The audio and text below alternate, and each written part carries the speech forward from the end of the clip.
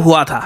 ये मैं आपको 20 साल पुराना आर्टिकल दिखा रहा हूँ फ्रॉम न्यूयॉर्क टाइम्स। इधर आप देख पाओगे लिखा है new era on defence for India and the US. नया युग शुरू हो चुका है भारत और यूएस के लिए। ना ये इसलिए लिखा गया है क्योंकि पहली बार साल 2005 में भारत और यूएस ने एक 10 साल का मिलिट्री एग्रीमेंट साइन किया था जिसमें बहुत सारी बातें लिखी थी। इसी आर्टिकल में आप देख पाओगे 2005 का मैं आपको आर्टिकल दिखा रहा हूं कि जॉइंट वेपन्स प्रोडक्शन होगी, मिलकर हथियार बनाएंगे, ग्रेटर शेयरिंग ऑफ टेक्नोलॉजी होगी, इंटेलिजेंस इंक्रीज की जाएगी। नाउ उसके बाद ये जो एग्रीमेंट है 2005 से लेके 2015 में खत्म हो गया, 10 साल हो गए।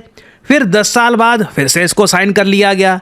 अब 2015 से हम 2025 में आ गए हैं, फिर से हम यहाँ पे साइन कर रहे हैं और फिर से आप देखोगे सेम हेडलाइन आपको मिलेगी, नया चैप्टर, नई शुरुआत, अब सब कुछ नया है। और वर्ल्ड मीडिया ऑब्वियसली इस 10 साल के डिफेंस पैक्ट को एक्सटेंसिवली इसलिए कवर कर रहा है क्योंकि इंडिया यूएस के रिलेशंस के बीच में आज के समय टेंशंस है। ये आपको हर जगह लिखा हुआ मिलेगा कि US India hail new 10-year defence pact despite tensions के बावजूद दोनों देशों ने ये 10 साल का डिफेंस पैक्ट साइन किया है। नाउ अब आप अगर मुझसे पूछें ये डिफेंस पैक्ट को कितने साल हो गए, अब टोटल 20 साल से ये डिफेंस पैक्ट चल रहा है, ठीक है। अब जो ये डिफेंस पैक्ट में इनिशियली बात लिखी हुई थी जॉइंट वेपन्स प्रोडक्शन की, क्या ये हो पाई है? तो इसका आंसर है नहीं। तो ओवरऑल अभी तक मैं कहूंगा ये जो डिफेंस पैक्ट हम साइन करते हैं ना, ये बस कागज पे एक साइन हो जाते हैं दोनों कंट्रीज के रक्षा मंत्री और डिफेंस सेक्रेटरी, अब तो खैर सेक्रेटरी ऑफ वॉर, ये मिलते हैं। इस बार तो खैर इंटरेस्टिंग बात देखिए, पीट हेग्सेथ जो यूएसए के सेक्रेटरी ऑफ वॉर है ये भारत नहीं आए, ये और राजनाथ सिंह जी मिले हैं मलेशिया में जाकर ये 10 साल के लिए इसको एक्सटेंड कर दिया गया है। और आप अगर कंपेयर करोगे इंडिया यूएस पार्टनरशिप को with India France partnership with या फिर इंडिया इजराइल पार्टनरशिप। अस्सलाम वालेकुम दोस्तों, भारत और अमेरिका का एक डिफेंस पैक्ट हो गया है 10 साल के लिए, लेकिन आप देखिए तो भारत इससे कुछ ज्यादा खुश नहीं लग रहे हैं दोस्तों। वो कहते हैं कि 2001 से 15 तक भी हमारा एक डिफेंस पैक्ट था, 15 से 25 तक भी दूसरा था और 25 से अब 35 तक ये तीसरा हो गया। मजे की बात यह है कि जो पहले 2 डिफेंस पैक्ट हुए हैं उनमें भारत को कुछ भी खास अमेरिका से मिला ही नहीं है दोस्तों, ना ही टेक्नोलॉजी, ना ही एयरक्राफ्ट मिले हैं, ना ही एयरक्राफ्ट के इंजन मिले हैं। अब ये कहा जा रहा है कि अमेरिका फिर भारत का इस्तेमाल करेगा दोस्तों, क्योंकि गूगल ने भारत में $15 बिलियन एआई में इन्वेस्ट किए हैं और गूगल क्या करेगा, यहाँ पर एआई बनाएगा और उसे फिर डिफेंस पैक्ट के थ्रू अमेरिका भेजा जाएगा। यानी भारत को फिर भी कुछ नहीं मिलेगा। ज्यादातर भारत को क्या मिलेगा, भारतीय लोगों को नौकरियां मिलेंगी और दोस्तों इससे ज्यादा कुछ मिलने वाला नहीं है। और 2035 तक ये मुआहदा फिर खत्म होगा, फिर एक नया एरा आ जाएगा कि 35 से 45 तक इंडियन लोगों का फिर इस्तेमाल किया जाएगा।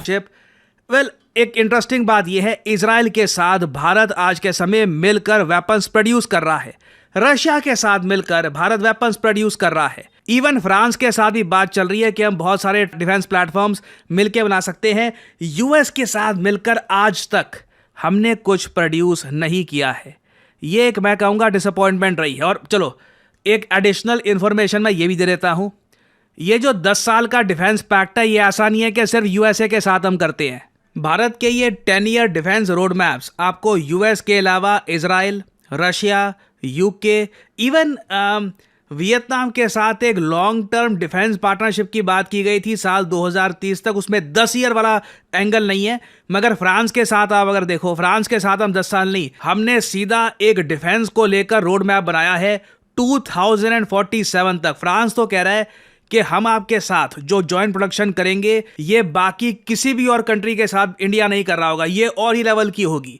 फिर ऑस्ट्रेलिया, जापान के साथ भी आप अगर देखो तो डिफेंस एग्रीमेंट्स एग्जिस्ट करते हैं, मगर कोई स्पेसिफाइड डेट नहीं है कि ये इतने लंबे समय तक ये एग्रीमेंट लास्ट करेगा। तो भारत ने जिस कंट्री के साथ भी ये डिफेंस एग्रीमेंट साइन किए हैं कि जी मिलकर हथियार बनाएंगे, टेक्नोलॉजी शेयर करेंगे, इनमें 2 सबसे ज्यादा बेनिफिशियल फायदेमंद एग्रीमेंट्स अगर मेरे हिसाब से हैं तो पहला है इजराइल का। इजराइल के साथ मिलकर जैसे आप लोग जानते हैं भारत ने बराक 8 मिसाइल डेवलप किया है।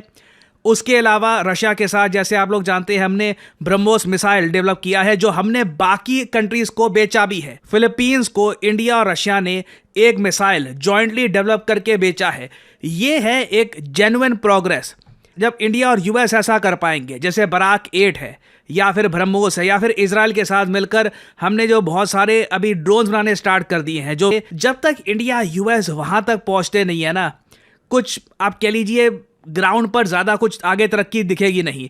अब कह रहे हैं वैसे स्ट्राइकर एक व्हीकल है, वो इंडिया यूएस मिलके बनाएंगे, उसका क्या होगा कुछ अभी अभी क्लियर है नहीं। और साथ ही साथ एक वैसे मुझे एक इंटरेस्टिंग बात ये भी ऐड करनी पड़ेगी, यूएस के साथ हमें सबसे ज़्यादा फायदा हुआ है इस एग्रीमेंट का कि यूएसए को सबसे ज़्यादा हम डिफेंस आइटम्स एक्सपोर्ट करते हैं। इसमें होते हैं एयरक्राफ्ट के parts, bullets, wastes, helmets, various type का डिफेंस इक्विपमेंट। इंडिया के जो टोटल डिफेंस एक्सपोर्ट्स है ना, इसमें से आज के समय 50% ये सिर्फ यूएस को जा रहे हैं। जी हाँ, यूएस हमारे लिए, ये कई लोग जानते नहीं है, यूएस भारत की सबसे बड़ी डिफेंस एक्सपोर्ट मार्केट है। बिलियंस का यहाँ पे सौदा होता है। इधर आप देख पाओगे India's defence exports to the United States has grown to an account of 50% of total exports. That is insane, एक सिंगल कंट्री का। मुझे हालांकि भगवान ना करे ऐसा हो, बट एक मुझे बात मेंशन करनी पड़ेगी। कल को ट्रम्प का मन कर गया और ये बोल दिया कि जी हम उन कंट्री से डिफेंस आइटम्स नहीं परचेज करेंगे जो रशिया से ऑयल लेते हैं या फिर कुछ करते हैं, तो उस केस में हमारा काफ़ी लॉस हो सकता है। सडनली भारत के जो डिफेंस एक्सपोर्ट्स हैं ये गिर सकते हैं इन अ लार्ज वे। तो जो ये 10 ईयर वाला रोड मैप है ना, इसमें बिल्कुल कई कमियां मुझको दिखती हैं कि ये सब चीज़ें हम नहीं कर पाए। इजराइल और रशिया के साथ जो हमारे डिफेंस के रिलेशंस हैं वहां तक हम नहीं पहुंच पाए, but at the same time US की मार्केट का भारत को बड़ा फायदा मिला है। और भारत में आप देखोगे सडनली थोड़ी बहुत एक पॉजिटिव न्यूज़ भी फैल रही है रिगार्डिंग यूएस। नहीं तो डोनाल्ड ट्रंप ने जो स्टेटमेंट्स दी हैं कि इंडिया की इकोनॉमी डेड है और बहुत सारी नेगेटिव बातें मतलब ट्रंप ने जो बोली हैं, काफ़ी मतलब अजीबोगरीब स्टेटमेंट्स दी हैं। कई बार ये भी दोहराते रहे कि 7 फाइटर जेट्स गिर दिए गए ऑपरेशन सिंदूर के दौरान, 7 नए फाइटर जेट्स। ऑलमोस्ट पाकिस्तान के बिहाफ पे ट्रंप प्रोपेगेंडा कर रहे थे। बट इस सब के बीच में जो ये डिफेंस एग्रीमेंट आप कह लीजिए, इसको आगे 10 साल और बढ़ा दिया गया है। ये कुछ हद तक एक पॉजिटिव न्यूज़ है। It is a welcome news. मैं ये बिल्कुल नहीं कहूँगा कि क्या इसको साइन करने से क्या मिलता है जब ट्रंप ऐसी स्टेटमेंट दे, नहीं। It is useful, it is very useful. And I think मैं अभी भी ये बात रिपीट करूँगा, I think India US relations long term में ग्रो करते रहेंगे, क्योंकि अगेन आप देखो यूएस की बड़ी कंपनीज इंडिया में इन्वेस्ट करती जा रही हैं। चाहे गूगल हो, $15 बिलियन की इन्वेस्टमेंट, रिलायंस के साथ यूएस का सबसे बड़ा जो म्यूचुअल फंड हाउस है ब्लैक रॉक, ये को लीजिए। कल को एक रीजनेबल प्रेसिडेंट आता है यूएसए में जो काफ़ी हद तक इंडिया के साथ रिलेशंस इंप्रूव करना चाहते हैं और उनका एक स्टेबल फॉरेन पॉलिसी आउटलुक है, तो आप देखेंगे इंडिया यूएस रिलेशन से रिलेटेड काफ़ी अच्छी न्यूज़ भी आ सकती है। हु नोस, इवन ट्रंप का मैं कहूँगा एक बार मिड टर्म इलेक्शंस खत्म हो गए, हो सकता है कि अपने टेन्योर के आखिरी 2 सालों में ये बहुत ज़्यादा प्रो इंडिया खुद को दिखाने का प्रयास करे, क्योंकि कहीं ना कहीं जो डैमेज हो चुका है उसको रिपेयर करने की भी आवश्यकता है। So for the time being एक अच्छी डेवलपमेंट है।